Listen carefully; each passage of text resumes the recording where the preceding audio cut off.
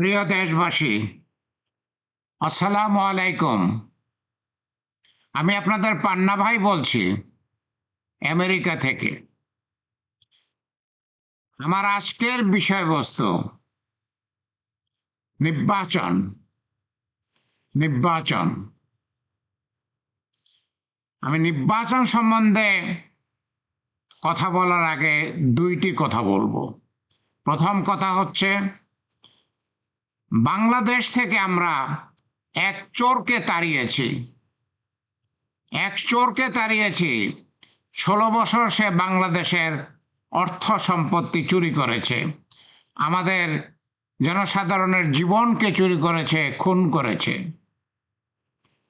আমরা চোর তাড়ানোর পরে ডাকাত ডেকে আনবো না। আমরা ডাকাত ডেকে আনবো না। চোরকে তাড়িয়েছি, ডাকাত আনবো না। আমি সত্যিকার অর্থে কি বলতে চাচ্ছি, নির্বাচন আসতেছে।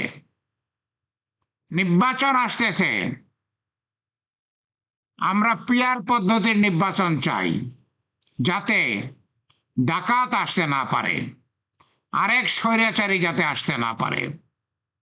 হাসিনা স্বৈরাচারী ছিল। হাসিনা 16 বছরে 60,000 মানুষ খুন করেছে, 32 লক্ষ কোটি টাকা বিদেশে পাচার করেছে, আমাদের দেশটাকে একদম ভিক্ষার ঝুলি হাতে দিয়ে গেছে। এই হাসিনা চোর পালানোর পরে এখন আমরা কি আরেক ডাকাত আনবো? বিএনপি অলরেডি ডাকাতি করতেছে। গত 1 বছরে তারা সিলেটে 600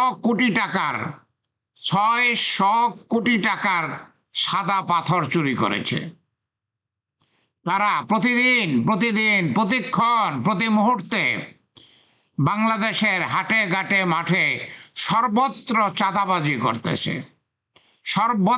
চাঁদাবাজি করতেছে, সিন্ডিকেট করতেছে, জামিন বাণিজ্য করতেছে, ঘুষ বাণিজ্য করতেছে। এমন কি অন্যায় আছে যেটা বিএনপি বাংলাদেশে করতেছে না? সকল রকমের অন্যায় করতেছে। আমরা ওই ডাকাতকে কি আনবো? ওই ডাকাত আসার জন্য উদ্গ্রীব। তারা পিয়ার পদ্ধতি পছন্দ করে না, কারণ পিয়ার পদ্ধতি যদি থাকে তাহলে তারা সংখ্যাগরিষ্ঠ হতে পারবে না এককভাবে। মানে তারা ফেসিবাদ হতে পারবে না, একনায়ক হতে পারবে না। পিয়ার পদ্ধতিটা কি? পিয়ার পদ্ধতিটা আসলে কি? আমাদের পিয়ার পদ্ধতি বসতে হলে এইভাবে বসতে হবে যে, ধরা যাক আপনার এলাকায় 4 জন ক্যান্ডিডেট। সবচেয়ে ভালো যে ক্যান্ডিডেট, সবচেয়ে বেশি ভোট যে পেয়েছে, সে শতকরা 35% ভোট পেয়েছে। দ্বিতীয় যিনি হয়েছেন তিনি শতকরা 30% পেয়েছেন। তৃতীয় যিনি হয়েছেন তিনি শতকরা 25% পেয়েছেন। আর চতুর্থ যিনি হয়েছেন তিনি শতকরা 20% পেয়েছেন। বর্তমান নিয়মে কি হয়, যে সবচেয়ে বেশি ভোট পেয়েছে, শতকরা 35% ভোট পেয়েছে, সেই নির্বাচিত হয়ে যাবে, সেই এমপি হবে। কিন্তু সে আসলে কতটুকু ভোট পেল? 100 জনের মধ্যে মাত্র 35 জনের ভোট পেয়েছে সে। তা বাকি যে 65 জন, তারা তো তাকে ভোট দেয় নাই। তাহলে মাত্র 35 জনের ভোট পেয়ে সে এই 100 জনের উপরে কর্তৃত্ব করবে, 100 জনের প্রতিনিধি হবে? সেটা তো ঠিক না। কারণ শতকরা 65 জন তাকে ভোট দেয় নাই, মাত্র 35 জন তাকে ভোট দিয়েছে। কিন্তু বর্তমান পদ্ধতিতে মাত্র 35টি ভোট পেয়ে, 100টার মধ্যে 35টা ভোট পেয়ে সে এমপি হয়ে যাবে। পিয়ার পদ্ধতি তেমন না। পিয়ার পদ্ধতি হচ্ছে সমস্ত বাংলাদেশে যত ভোট হবে, যতগুলো রাজনৈতিক দল অংশগ্রহণ করবে, যেই রাজনৈতিক দল যত ভোট পাবে আনুপাতিক হারে ততগুলো এমপি হবে। ধরা যাক সমস্ত বাংলাদেশে ভোট হলো, ধরা যাক বিএনপি সবচেয়ে বড় দল, বিএনপি শতকরা 30% ভোট পেল, জামাতে ইসলামী তার পরের দল, ধরেন তারা 25% ভোট পেল, তারপরের হয়তো আরেকটা দল ধরেন চরমনাই পীর, তারা হয়তো 20% ভোট পেল, অন্যরা ভাগাভাগি করে বাকি ভোটটা পেল। পিয়ার পদ্ধতি কি হবে? পিয়ার পদ্ধতিতে যেহেতু বিএনপি শতকরা 35টি ভোট পেয়েছে, শতকরা 30টি ভোট পেয়েছে, মোট 300 ভোট, মোট 300 এমপির পজিশন, বিএনপি 90টা এমপি পাবে। যারা শতকরা 20% ভোট পেয়েছে তারা 60টা এমপি হবে। এইভাবে 300 জন এমপি ভাগাভাগি হয়ে যাবে, যেই দল যত ভোট পেয়েছে সেই অনুপাতে। এটাকেই বলে আনুপাতিক সিস্টেম, এটাকেই বলে পিআর। তাহলে দেখুন সুবিধাটা কি। সুবিধাটা হচ্ছে মাত্র শতকরা 30% ভোট পেয়ে সে পুরো বাংলাদেশ দখল করে নিতে পারলো না, কারণ সে সংখ্যাগরিষ্ঠ হলো না। সংখ্যাগরিষ্ঠ হতে হলে তাকে শতকরা 51% ভোট পেতে হবে, সেটা সে পায় নাই, সে পেয়েছে 30%। তাহলে 30% ভোট পেয়ে সে সমস্ত পার্লামেন্টের সমস্ত এমপির পজিশন নিতে পারবে না। সে 30%-এ 300 জনের মধ্যে 90 জন হয়, সে 90টা এমপি হবে। যে শতকরা 20% পেয়েছে সেই দলের 60 জন এমপি হবে। তাহলে কি হবে? তাহলে যেটা হবে সেটা হচ্ছে একটা দল ক্ষমতায় যাবে না, 2টা দল 3টা দল মিলিত হইয়া ক্ষমতায় যাবে। তাদের মোট শতকরা 51% হতে হবে। যে কয়টা দল মিলবে তাদের মোট 51% ভোট হতে হবে। তাহলে কি হলো?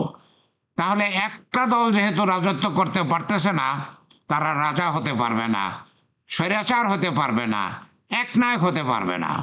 যেহেতু 2টা কিংবা 3টা দল একত্রিত হয়ে সরকার গঠন করবে, তখন 2টা 3টা দল যারা একত্র হয়ে সরকার গঠন করবে তাদের মধ্যে একটা চেক অ্যান্ড ব্যালেন্স হবে।